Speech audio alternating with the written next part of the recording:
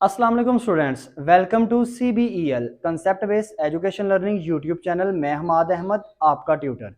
जैसा कि आप स्टूडेंट्स को पता है, हम इस साल अपने चैनल के थ्रू बीकॉम पार्ट 1 जिसे ADP पार्ट 1 और बीकॉम पार्ट 2 जिसे ADP पार्ट 2 भी बोलते हैं, उनकी एग्जाम प्रिपरेशन 2022 करवा रहे हैं। और ये एग्जाम प्रिपरेशन तीनों यूनिवर्सिटी के स्टूडेंट्स के लिए है, जिसमें Punjab university, Sargodha and Gujarat university के स्टूडेंट्स इंक्लूडेड हैं। सो स्टूडेंट्स, चैनल पे आएं, चैनल को ज्वाइन करें, ज्यादा से ज्यादा वीडियोस को लाइक करें, शेयर करें और जाते जाते एक काम कीजिएगा, चैनल को सब्सक्राइब लाजमी कीजिए करें, क्योंकि जो भी हम न्यू वीडियो आपके सामने अपलोड करें, आपके पास वो वीडियोस बर वक्त पहुंचती रहें। आज हम जिस क्लास के मतलब बात करने लगे हैं, उस क्लास का नेम है ADP पार्ट 2 यानी बीकॉम पार्ट 2 और उसका सब्जेक्ट है कॉस्ट अकाउंटिंग। मैंने प्रीवियस वीडियो में आपको कॉस्ट अकाउंटिंग का चैप्टर नंबर 10 FOH जिसे वेरिएंस, उसके अंदर वेरिएंस एनालिसिस हम कर रहे थे, उसके मैंने क्वेश्चन नंबर 17 से लेकर 27 तक आपको ट्रिक से भी समझाता रहा हूं और आपको यह भी बताता रहा हूं कि इन क्वेश्चंस में आखिर क्या ऐसा डिफरेंट है कि हालांकि चैप्टर बहुत इजी है, लेकिन डाटा तब्दील होता है, फार्मूला तब्दील हो जाता है, डाटा की शेप तब्दील होती है, बच्चों को समझ में नहीं आती, वो कहता है ये क्या करें हम इसमें।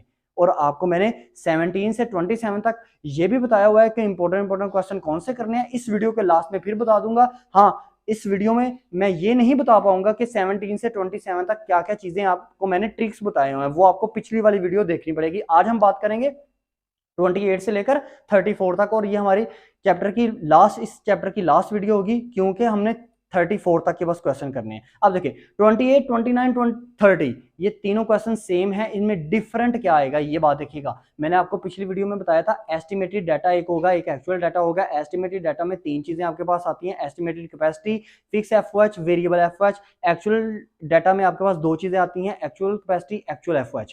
ठीक है, अब एक बात देखें, एस्टिमेटेड कैपेसिटी एक दी होती थी ना हमें 27 से पीछे हम चलें 17 क्वेश्चन तक, तो 17 से 27 तक आपको सिर्फ एक एस्टिमेटेड कैपेसिटी दी होती थी, लेकिन 28 नंबर क्वेश्चन में आपको दो एस्टिमेटेड कैपेसिटी, जिसे बजटेड कैपेसिटी भी कहते हैं, याद रखिएगा।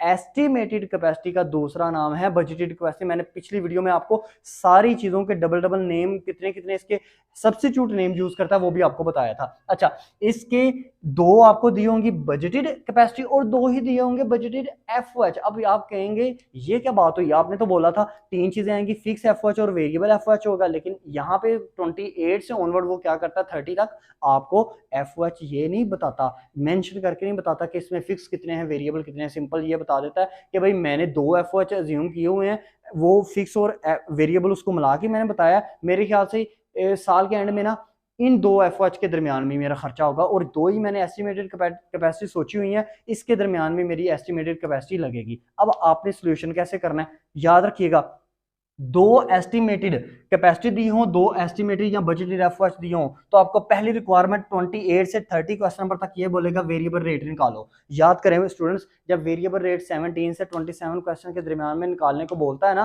तो वो आपको बोलता है हमेशा बजटेड वेरिएंस में। स्पेंडिंग वेरिएंस जिसका तीसरा नाम है एक्सपेंडिचर वेरिएंस, तो उसमें आपको वेरिएबल रेट का फार्मूला क्या लगता है, variable rate is equal two variable FOH over estimated capacity. अब यहाँ पे आप वो फार्मूला कैसे लगा पाओगे, क्योंकि यहाँ पे 28 से लेकर 30 तक तो आपके पास वेरिएबल FOH दिए ही नहीं हुए। मेंशन किया उसने, नहीं ना मेंशन किया। हाँ, ये बताया आपको बजटेड FOH कंप्लीट बताए, क्या वेरिएबल FOH इसमें बताए उसने, नहीं। फिक्स FOH बताए इसमें, नहीं बताए। तो आप कैसे वो फार्मूला लगा सकते हो, तो इस तरह आप इसमें ये फार्मूला यूज करोगे।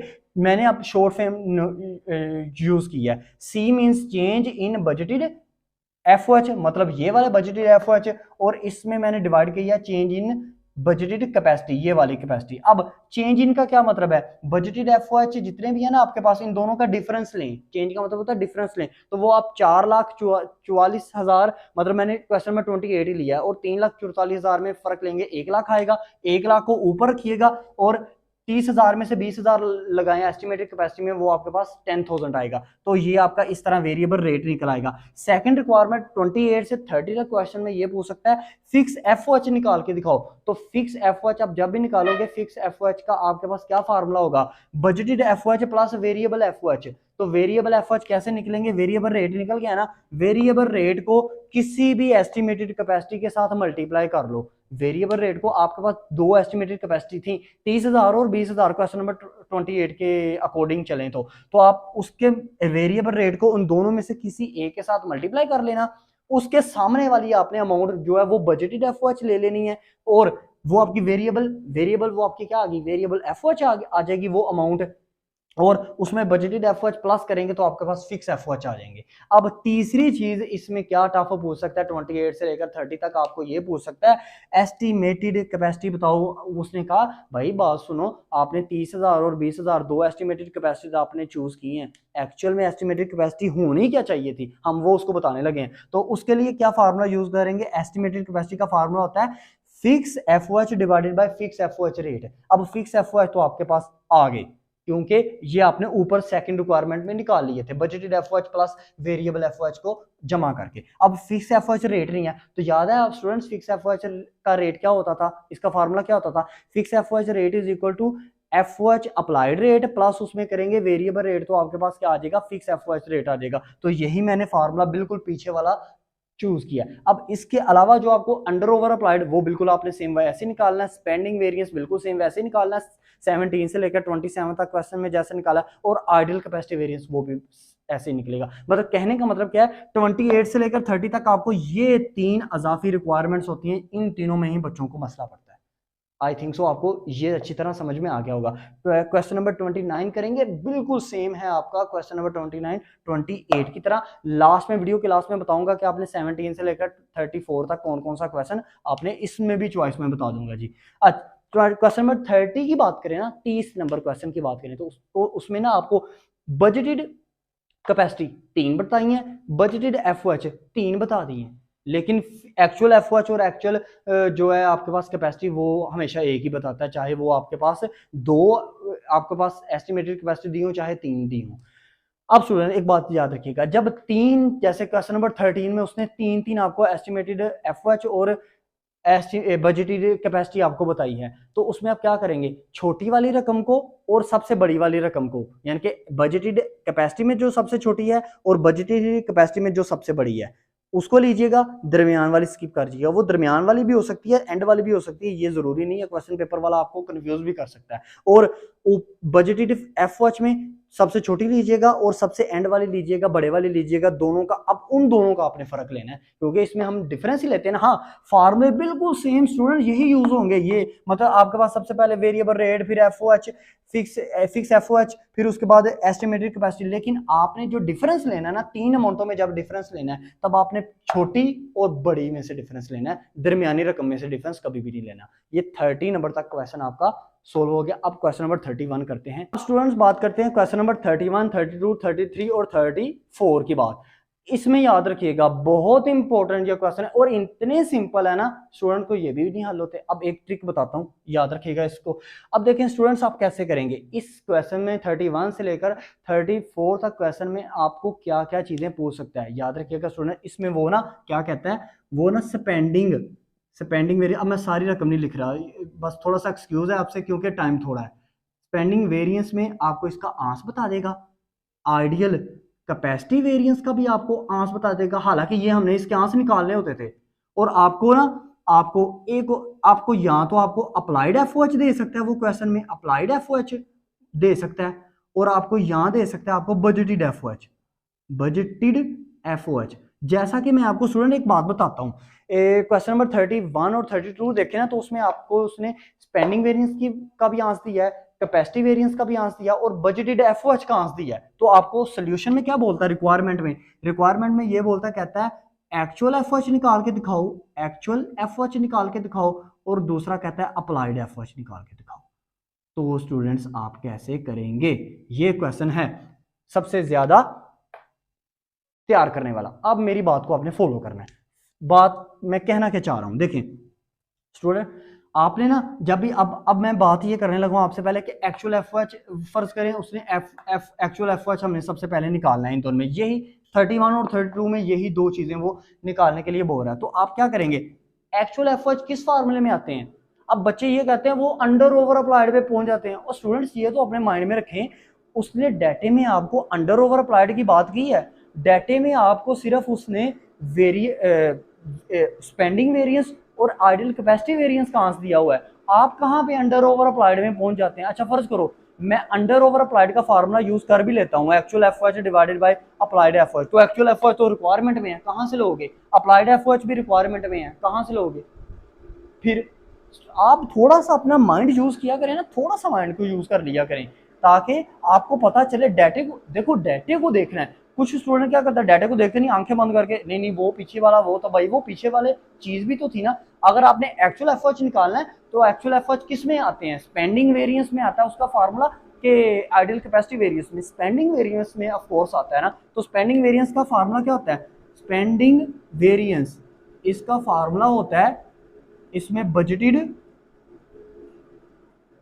एफओएच, ये आपको सवाल में दिए होंगे। फर्ज करें मैं दे देता हूँ 60,000 जी, और एक्चुअल एफओएच इसमें से माइनस होते थे ना, एक्चुअल एफओएच इसमें से माइनस होंगे, वो मैंने निकालने हैं। और स्पेंडिंग वेरिएंस का, स्पेंडिंग वेरिएंस का जो आंस है ना वो मेरे पास है 1 लाख। 1 लाख मेरे पास आंस है जी फेवरेबल। लेकिन स्टूडेंट फेवरेबल ये साथ में लाजमी होगा।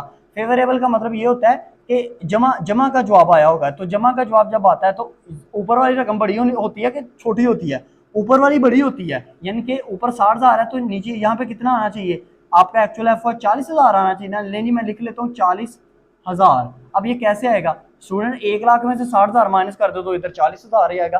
फेवरेबल का मतलब ये होता है कि ये जमा का आंस आया आपके पास। तो जमा का आंस कैसे आता है? जब ऊपर वाली रकम बड़ी हो, यानी कि बजटेड एफओएच बड़ा हो, एक्चुअल एफओएच छोटा हो। अगर यहाँ पे अनफेवरेबल लिखा है तो इसका मतलब है ऊपर वाली छोटी है, नीचे वाला आपका आंस बड़ा आना चाहिए। तो चाहे आप जमा करके ले आओ, मनफी करके ले आओ, आंस आपने बड़ा लेके आना है लाजमी।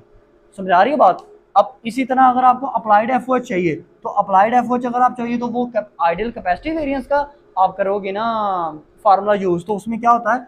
अप्लाइड एफओएच जो कि आपने निकालने हैं उसको में से लेस करते हैं बजटेड एफओएच जो कि आपके पास है 60,000।